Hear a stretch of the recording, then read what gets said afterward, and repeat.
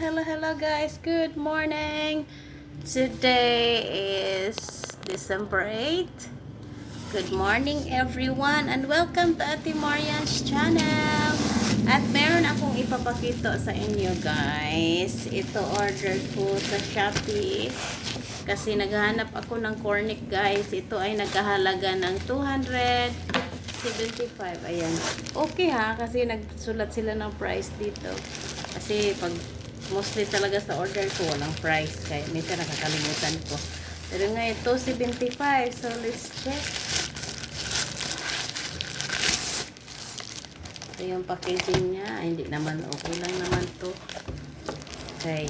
Pagkain. Pero let's check kung maganda ba yung loob. Pero ang labas, pangit man. Pero tingnan natin kung ano ba ang nasa loob. Ayan guys, tatlo siya. It's 275. Tatlong peraso. Ayan. Ayan. Ang ating na-order na cornet. Ang inano ko is garlic flavor. Ano ba to? Yes. Garlic flavor. Garlic flavor. It's all garlic flavor ang in-order ko. Ayan guys. So, ay, nalaglag dito sa hindi ako makayuko. Okay, masakit pa yung tahi ko. So, ito na lang tikman natin. Muna kung masarap ba. Ano ba yan?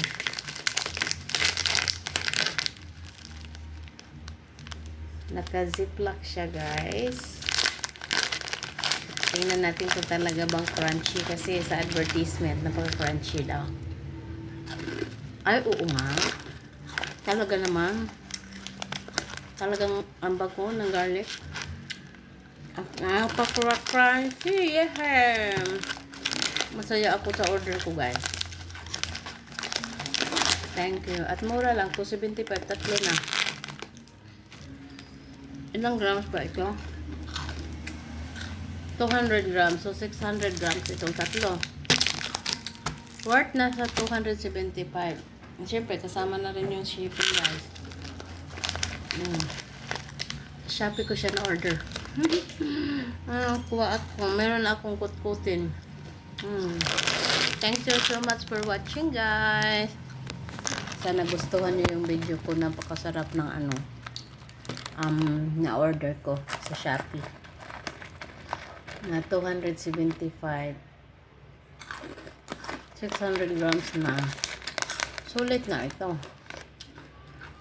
at napaka-crunchy kaya masaya ako. Ayun, once again, thank you so much for watching guys. At sa mga bago sa aking channel, please do subscribe, like and share. Ayun. Meron akong order guys pala na nuts sa TikTok naman yun. I-share ko sa inyo kung totoo bang masarap at crunchy din kagaya nito. So hindi ko muna buksan yung dalawa kaya haka na pag naubos ito. Meron na akong kutkutin kasi minsan guys naboboard ako.